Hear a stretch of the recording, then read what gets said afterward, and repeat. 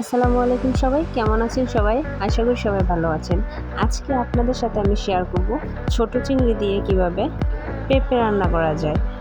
তো চলুন ভিডিওতে যাওয়া যাক।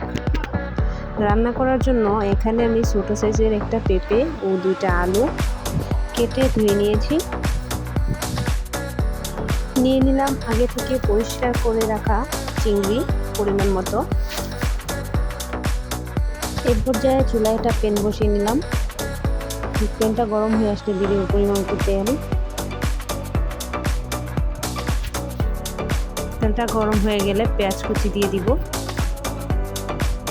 এ পর্যায়ে দিয়ে দিব হাফ টেবিল চামচ রসুনের বাটা, দিয়ে ভালোভাবে নাড়াচাড়া করে মিশিয়ে নিতে হবে। মেশানো হয়ে গেলে দিয়ে দিব হাফ টেবিল চামচ মরিচের ফাঁকি, হাফ টেবিল চামচ হলুদের ফাঁকি, স্বাদ মতো লবণ, হাফ টেবিল চামচ ধনিয়ার ফাঁকি দিয়ে ভালোভাবে নাড়াচাড়া করে মিশিয়ে নেব। এ পর্যায়ে দিয়ে দেব পরিমাণ মতো একটু পানি কষানোর জন্য, ঢাকনা দিয়ে ঢেকে দেব। মশলাটা কষানো হয়ে গেলে ঢাকনা খুলে আমি নাড়াচাড়া করে নেব। এ পর্যায়ে দিয়ে দিব চিংড়ি মাছগুলো দিয়ে আমি ভালো করে নাড়াচাড়া করে মিশিয়ে নেব মশলাটার সাথে। ঢাকনা দিয়ে ঢেকে দেব। 30 সেকেন্ড পর ঢাকনাটি খুলে নাড়াচাড়া করে নেব। এ পর্যায়ে দিয়ে দিব ধুয়ে রাখা পেঁপে ও আলু, দিয়ে ভালোভাবে নাড়াচাড়া করে নেব। তারপর ঢাকনা দিয়ে ঢেকে দিব 1 মিনিটের মতো। 1 মিনিট পর ঢাকনাটি খুলে আমি নাড়াচাড়া করে পরিমাণ মতো একটু পানি দিয়ে ভালোভাবে কষিয়ে নিব।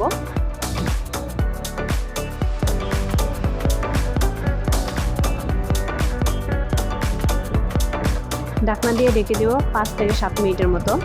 5 থেকে 7 মিনিট পর ঢাকনা খুলে আমি ভালোভাবে নাড়াচাড়া করে নেব।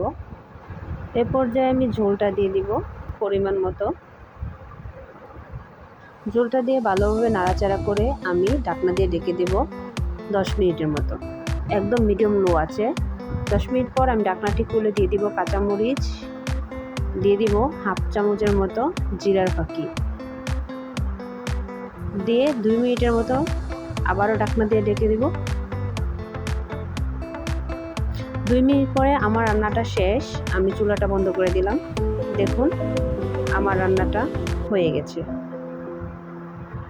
দেখুন দেখতে কতটা সুন্দর হয়েছে। আপনাদের কাছে যদি এই রেসিপিটা ভালো লেগে থাকে তাহলে বাড়িতে একবার ট্রাই করবেন। সবাই ভালো থাকবেন।